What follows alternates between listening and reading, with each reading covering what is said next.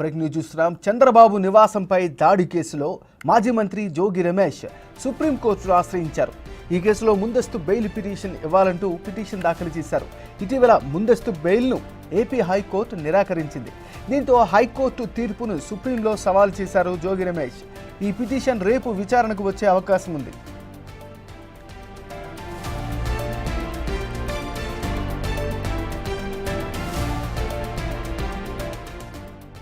చంద్రబాబు నివాసంపై దాడి కేసులో మాజీ మంత్రి జోగి రమేష్ సుప్రీంకోర్టును ఆశ్రయించారు. ఈ కేసులో ముందస్తు బెయిల్ ఇవ్వాలంటూ పిటిషన్ దాఖలు చేశారు.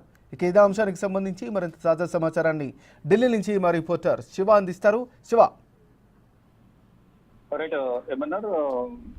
వైసీపీ మాజీ ఎమ్మెల్యే మాజీ మంత్రి జోగి రమేష్ ముందస్తు బెయిల్ కొరకు సుప్రీంకోర్టును ఆశ్రయించారు. గతంలో చంద్రబాబు నివాసంపై దాడి కేసులో ఏపీ హైకోర్టును ఆశ్రయించిన నేపథ్యంలో ఏపీ హైకోర్టు ముందస్తు బెయిల్ ఇచ్చేందుకు జోగి రమేష్ కు ఏపీ హైకోర్టు నిరాకరించింది. ఈ నేపథ్యంలోని ఏపీ హైకోర్టు తీర్పును సవాల్ చేస్తూ సుప్రీంకోర్టును ఆశ్రయించారు. ఈ రోజు ఈ నేపథ్యంలోని జోగి రమేష్ దాఖలు చేసిన పిటిషన్ ను రేపు విచారణకు వచ్చే అవకాశం అయితే ప్రధానంగా కనిపిస్తోంది.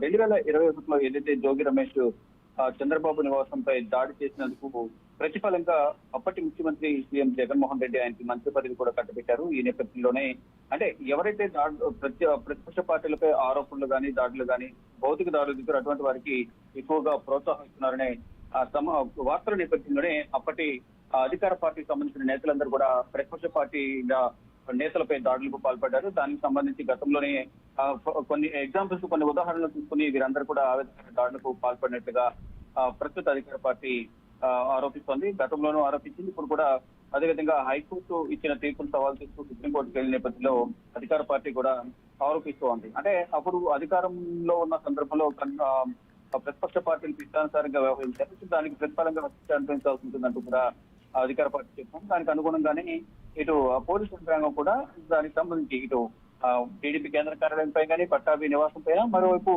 చంద్రబాబు నివాసంపై జోగి రమేష్ చేసిన దాడి, వీటన్నిటికి సంబంధించిన నిందితులందరినీ కూడా అరెస్ట్ చేశారు. దానికి సంబంధించి కీలక నిందితులు ఎవరైతున్నారు దేవినేని అవినాష్ టీడీపీ కేంద్ర కార్యాలయంపై దాడి చేశారు. నందిగం సురేష్ కానీ, లేల్ అప్రెడ్డి, తలసిల రఘురాం, ఇలా అనేక మంది దాదాపు 15 మంది వరకు కూడా ఇటీవల 2 రోజుల క్రితమే సుప్రీంకోర్టును ఆశ్రయించారు. హైకోర్టు ముందస్తు బెయిల్ తిరస్కరించిన నేపథ్యంలో వారు కూడా సుప్రీంకోర్టును ఆశ్రయించారు. దానికి సంబంధించి వచ్చే వారు విచారణకు వారందరూ తెలిపిన పొన్నవోలు సుధాకర్ రెడ్డి ముందస్తు బెయిల్ పిటిషన్ దాఖలు చేశారు. మళ్ళా ఈ రోజు చంద్రబాబు నివాసంపై దాడి చేసిన నేపథ్యంలో గతంలో ముందస్తు బెయిల్ కొరకు కూడా ఏపీ హైకోర్టును ఆశ్రయించారు జోగి రమేష్. ఏపీ హైకోర్టు ముందస్తు బెయిల్ నిరాకరించింది. ఈ నేపథ్యంలోనే సుప్రీంకోర్టును ఆశ్రయించారు. సుప్రీంకోర్టులో రేపు విచారణకు వచ్చే అవకాశం కనిపిస్తుంది. ఇప్పటికే డైరీ నెంబర్ కూడా జోగి రమేష్ పిటిషన్ సంబంధించి డైరీ నెంబర్ కూడా కేటాయించిన నేపథ్యంలో రేపు జోగి రమేష్ దాఖలు చేసిన పిటిషన్ విచారణకు వచ్చే అవకాశం కనిపిస్తుంది.